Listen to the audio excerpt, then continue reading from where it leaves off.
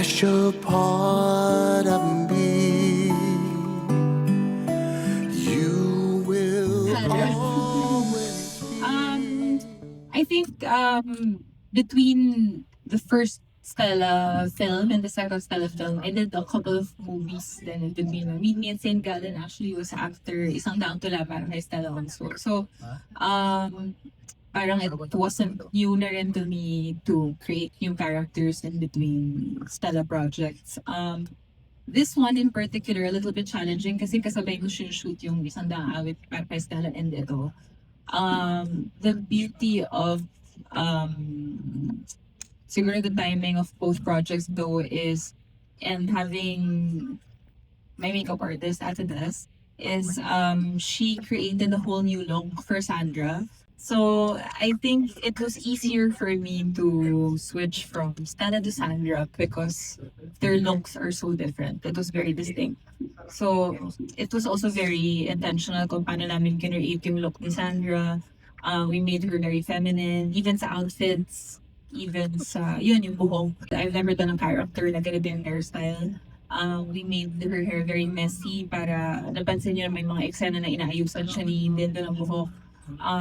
Parang that was added in to show na she really will come to a point na hindi niya naaalala how to take care of herself. Na she's so vulnerable, almost childlike, na kailangan siya alagaan ng ibang tao. So, I started first with the physical process to be able to switch to Sandra from Stella.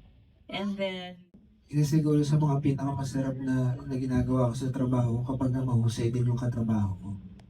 Eh alam naman nating lahat na si Bella ay isang mahusay na artista. Ang ganda pa ng pagkakasulat ni Sir Ricky. So parang wala na akong kailangan trabahuhin. Noong una ko nga binasa yung script, umiiyak na ako. At saka grabe na yung pressure sa akin. Kasi nga alam ko na hindi naman kami yung first choice. So sabi ko, gagawin ko ba to?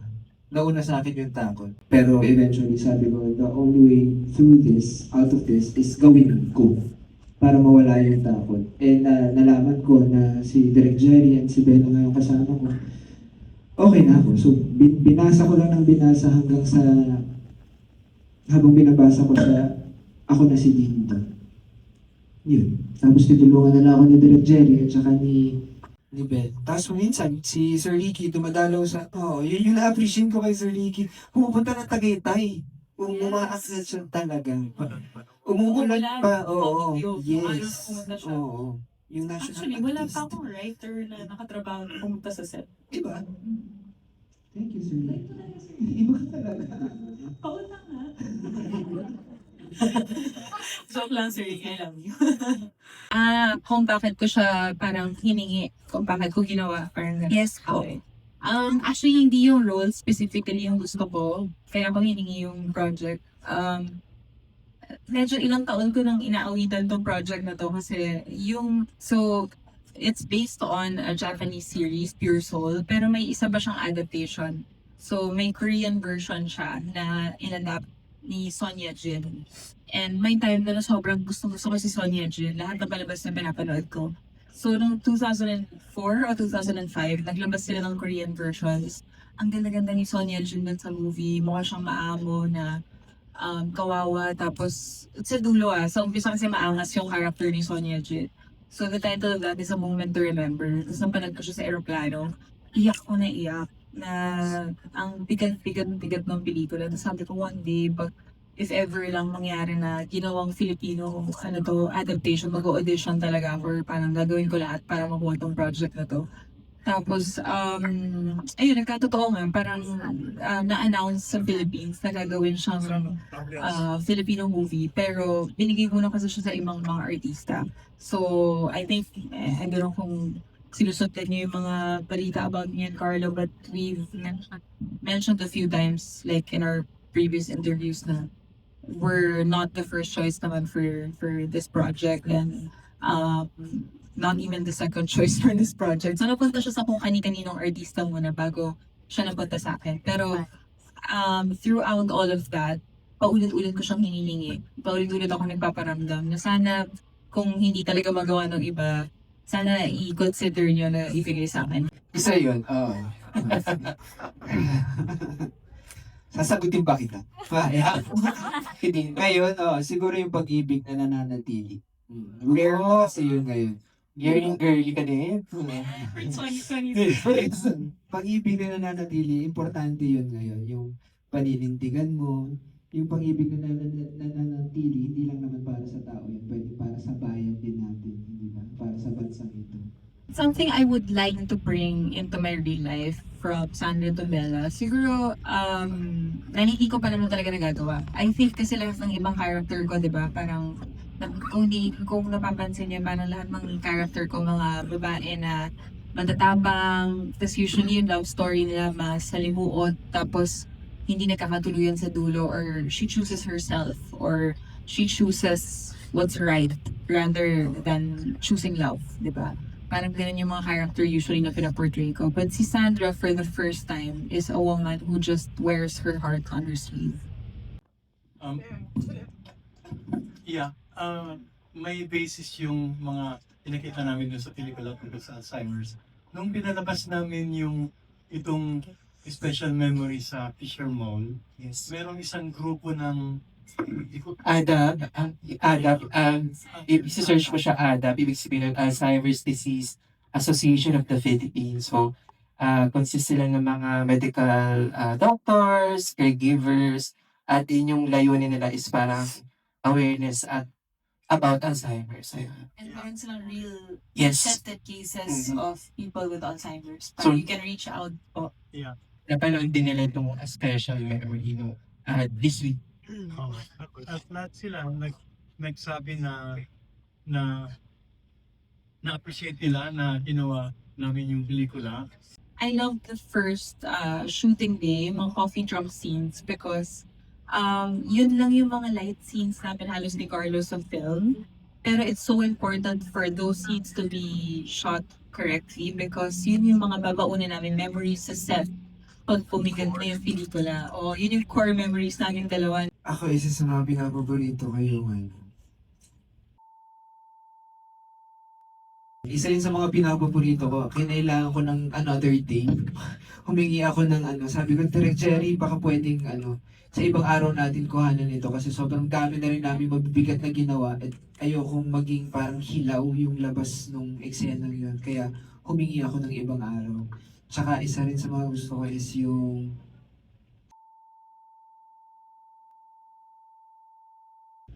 yun yung iniisip ko na ito yung dadalhin ko. Habang nawawala yung memories niya, ito yung kaligayahan na babaunin ko as dito.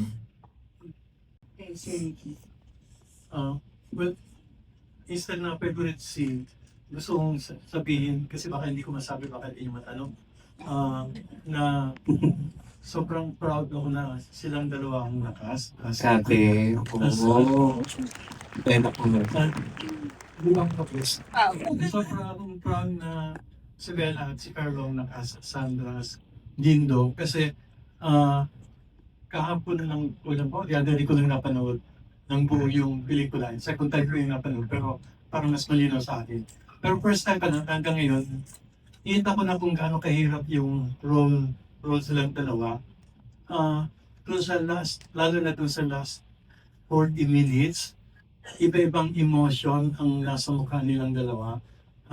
Natutuwa, nalulungkot, nangihinayang, naghihinagpis. Ang bibilis ng mga shit na emotion sa mukha nilang dalawa. Hanggang sa huli. Yeah.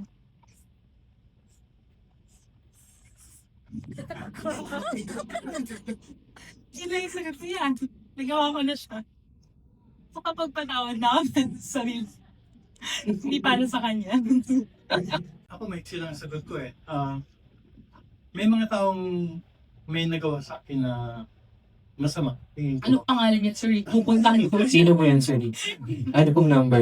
Pero mas marami yung taong naging mabait sa akin sa buhay. Yes. So, yun na lang yung iniisip ko eh. Ang dami-daming taong mabait sa akin. Lahat ko, bibigyan ng espasyo sa mind ko yung mga nakasakit sa akin. So, pinatawad ko sila din para hindi ko pitpitin yung bibig. Wala ka ba sagot, or? Masarap magpatawad. Oo, yun lang yun. Oo. Kasi nga, masyadong mabigat eh. Kapag kabit-bit mo yung galit na yun araw-araw, ikaw, katulad ng sinabi ni Bill, ikaw lang yung nasistress, ikaw yung tatanda. Kasi siguro hindi ako tumatanda, lagi ako nagpapatawad. Wala si Greg. Lagi kasi ikaw yung may atraso. Thank you po. And our last question, sino po? Ayan. Tugtungan ko lang yung sinabi nila na yung sila yung first choice.